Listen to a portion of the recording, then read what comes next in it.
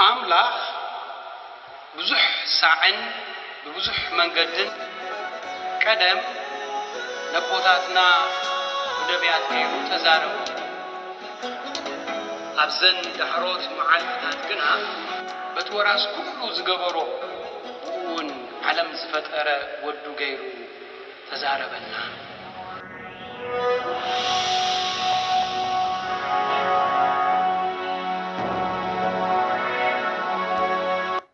ناي علاتو أبناي لاتين قداسي زنبم نبابات قال أملاخ قداماي نباب كابتن بيت هزقيل معراف عسرتو كلتي كافقدي حاديك سافقدي عسرتو كلتي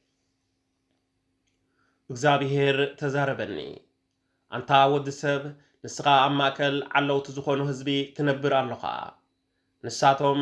አዒን ተኸለዎም ዘይርእዩ ኣዛን ከለዎም ዘይሰምዑ ዓለውቲ ህዝቢ እዮም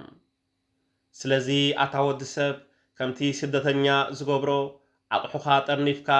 እናራእኹኻ ብመዓልቲ ተበገስ ምናልባሽ ዓለውቲ ህዝቢ ምዃኖም እንተ ኣስተንተኑ እናራእዩኻ ካብ ስፍራኻ ናብ ካልእ ስፍራ ገዓዝ ከምቲ ንስደት ዝኸይድ ሰብ ዝገብሮ ነቲ ዝጸርነፍካዮ ኣቑሑ እናረኣዩኻ ብመዓልቲ ኣውፃዮ ከምቲ ንስደት ዝኸይድ ኮንካ ከዓ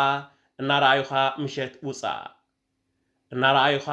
ነቲ መንደቕ ኣንኩሎ ነቲ ዝጸርነፍካዮ ኣቑሑኻ ድማ ብኡኡ ኣውፃዮ ነቲ ዝጸርነፍካዮ ኣቑሑ ኣብ ቅድሚኦም ኣብ መንኩብካ ጽሮ ምስ ጸልመተኻ ኣውፃዮ ናበይ ከም ትኸይድ ዘለኻ ምእንቲ ክርኢ ዓይንኻ ተዓመድ እትኸዶ ዘበለ ኩሉ ንህዝቢ እስራኤል መለበሚ ክኾኖም እዩ እሞ ድማ በለኒ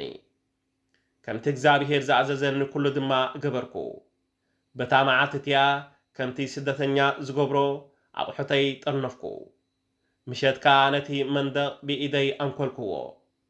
ክጽልምት ከሎ ድማ ነቲ ዝጠርነፍክዎ ኣቑሑ ኣብ መንኩበይ ጼረ እናረኣዩኒ ወጻእኩ ንጽባሓይቱ እግዚኣብሔር ተዛረበኒ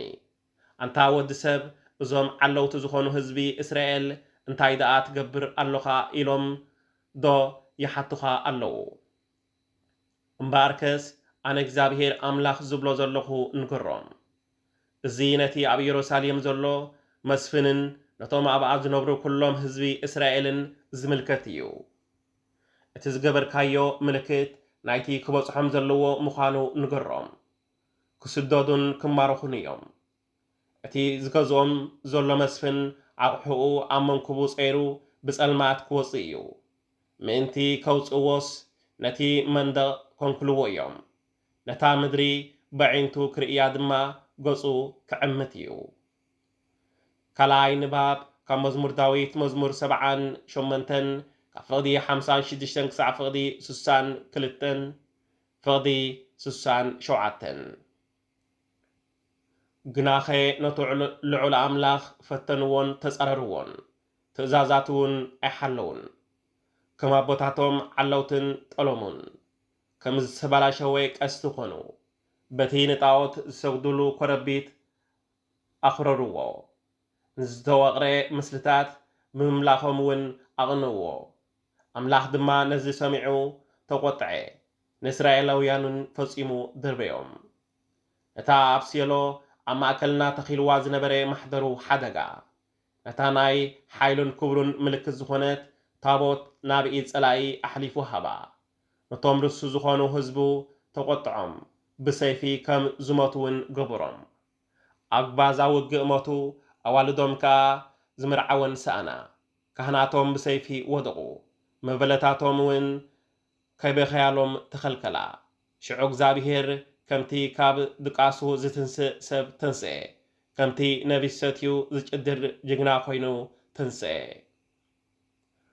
ሳልሳይ ንባብ ካብ ወንጌል ማቴዎስ ምዕራፍ 18 ካብ ፍቕዲ 21 ክሳብ ፍቕዲ 35 ሽዑ ጴጥሮስ ቅርብ ኢሉ ጎይታይ ሓወይ እንተበደለንስ ክንደይ ሳዕ ይቕረ ክብለሉ ክሳብ 7 ዶ በሎ ኢየሱስ ድማ 7 ሳዕ 70 ደኣ እምበር ክሳብ 7 ኣይብለካን በሎ ስለዚ መንግስቲ ሰማያት ምስ ኣገልገልቱ ክጸባጸብ ዝደረየ ንጉስ ትመስል ክጸባጸብ ምስ ጀመረ 10,000 ምክሊት ዕዳ ዘለዎ ሰብ ኣምጽኡሉ ዝፈድዮ ምስ ሰኣነ ግና እቲ ጎይቱ ንሱን ሰበይቱን ደቁን ዘለዎ ሃብቲ ኩሉን ክሽየጥ እሞ እቲ ዕዳ ክኽፈል ኣዘዘ እቲ ኣገልጋሊ ድማ ናብ እግሩ ተደፊኡ ጎይታይ ተዓገሰኒ ደኣ እምበር ኩሉ ክፈድየካ እየ እናበለ ሰገደሉ እቲ ጎይቱ ድማ ነቲ ኣገልጋሊ ደንገጸሉ እሞ ፈትሖ ዕዳ እውን ሓደገሉ እቲ ኣገልጋሊ ምስ ወፀ ግና ካብቶም ብጾቱ 100 ዲናር ዕዳ ዘለዎ ሓደ ኣገልጋሊ ረኸበ እሞ ኣባኻ ዘሎ ዕዳ ፍደየኒ ኢሉ ሓኒኡ ሓዞ ሽዑ እቲ ብጻዩ ኣገልጋሊ ተዓገሰኒ ኩሉ ክፈድየካ እየ እናበለ ተደፊኡ ለመኖ ንሱ ግና ኣበዮ ኮይዱ ድማ ክሳዓድኡ ዝፈድዮ ኣእሰሮ እቶም ብጾቱ ኣገልገልቲ ድማ እቲ ዝገብሮ ነገር ኩሉ ርእዮም ኣዝዮም ጓሃዩ ኮይዶም እውን እቲ ዝኾነ ኩሉ ነገር ንጎይቶኦም ነገርዎ ሽዑ ጎይቱ ጸዊዑ ኣታሕሱም ኣገልጋሊ ኣነ ስለ ዝለመንካኒ ብዘሎ ዕዳኻ ሓደ ኩልካ ንስኻ ኸ ከምታ ኣነ ዝመሓርኩኻዶ ነቲ ብጻይካ ክትምሕሮ ኣይንተገባእካ ንበሎ ጎይቱኻ ተቖጢዑ ኩሉ ዕድኡ ፈጺሙ ክሳዕ ዝፈዲ ንሳቐይዎ ኣሕሊፉ ሃቦም እምባር ንስኻትኩም ድማ ነፍሲ ወከፍኩም ንሓዉ ካብ ልቡ በደሉ እንተዘይሓዲጉሉ ሰማያዊ ኣቦኹም እውን ከምኡ ክገብረኩም እዩ እዚ ቃል እግዚአብሔር ኣምላኽ እዩ ቃል እግዚአብሔር ኣምላኽ ዝተመስገነ ይሁን